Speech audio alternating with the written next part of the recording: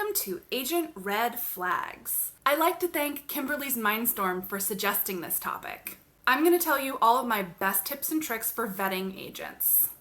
The good news is there's some incredibly obvious red flags, like big, blinking, neon red lights when it comes to spotting bad agents. There's also a tricky subcategory of agents who aren't necessarily great agents, but they're not intentionally out to scam people.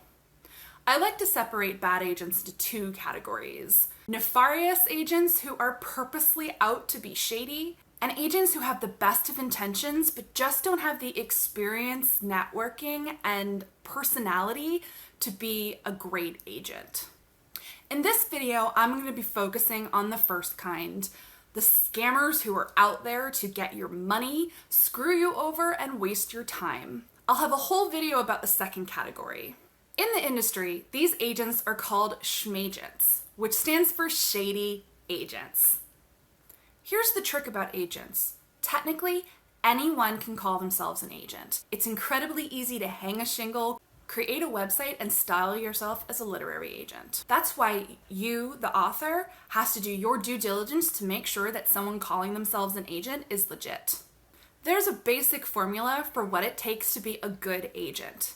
You need education, experience, and good mentorship. Ideally, an agent has all three of these, but at the least you need two of them to be a decent agent. Education means that an agent has enrolled in a publishing-specific course, a big one, a reputable one. Good examples of this are the Columbia Publishing course. There's also a course at NYU and the Denver Publishing Institute.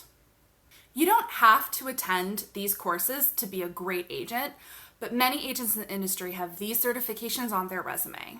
These are separate from an undergraduate college degree. It's not considered a master's or an MFA.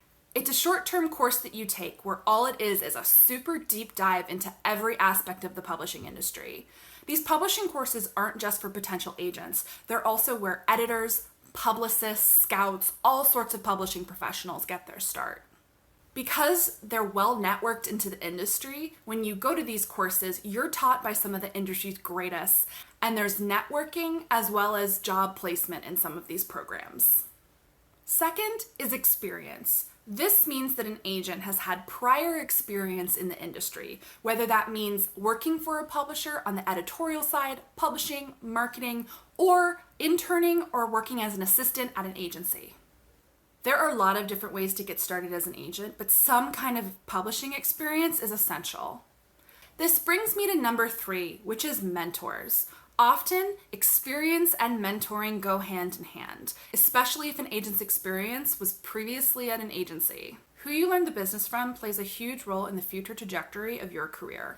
Publishing is a relationship-based industry. It's all about who you know. Now, not on the author side. That's the beauty of agents. Anyone can write a great book, a great query, and get an agent from the slush. It's the agent's job to have the connections that are going to get you a publishing contract and a major publisher. This is why most agents live in New York City. They're meeting with publishers all the time. They're taking lunches with editors, finding out their taste, getting to know them, and establishing a rapport. And the longer that you're in the industry and you're networked to the right people, the more you hear. You'll know who to submit your book to, who's doing good things, who's doing not so great things, what contract terms to stand your ground on, etc., etc. Agenting is an apprentice-based job. When an agent is new, you want to look at who they're apprenticed under. Who taught them about the industry? Some agents are better than others. They have a better depth of experience, better connections, and they're more professional. Look at the agency, their clients, their history of sales. Are they selling to publishers that you want to be published with? Have they made sales recently in your genre? You also might want to look at the quality of those sales. If you read Publishers Marketplace, there are deal terms that give you a sense of how much money a book sold for, whether it was sold in a preempt, an auction, how their subrights work. That's foreign rights as well as audio rights, film, and television. This brings me to the big red flags of bad and shady agents. First of all, any agent who asks you for money up front is shady as all get out. Run. Agents get paid when you get paid. It's a commission-based relationship. Typically, an agent will get 15% of domestic sales. But they don't get paid until they've negotiated the deal, you've signed the contract, and you start turning in the work to your publisher. Another red flag is an agent who has no sales. Now, everyone has to start somewhere, but pay attention to the ratio of time that the agent has been in the business relative to the sales that they have. If someone's only been an agent for a year, they might not have any sales, even 2 years. But once you pass the 2-year mark and you're heading into 3, 4, 5 years, what are their sales? Maybe it's not that they don't have any sales, but they have very few, and maybe those sales aren't to reputable publishers. That's another red flag, the quality of the publishers to which the agents are selling work. Have you heard of them? Are they a small new press with no reputation? Are they digital only? None of these things by themselves equate a bad publishing deal, but a history of poor to middling sales is a red flag. Another red flag, the agent doesn't have any relevant education, experience, and they're not working under a good mentor. Look on their website. Do they have client and sales information readily available? Or if you get so far as the offer stage and you ask to speak to clients, are they cagey about telling you who they are or putting you in touch with them?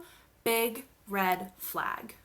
Another big red flag are agents who offer paid editorial services. And when you query them and get in touch, they try to sell you their editorial services in addition to their agenting. This ties into the agents asking for money up front. Money always flows to the author. If an agent asks you for any money up front, they are not legit.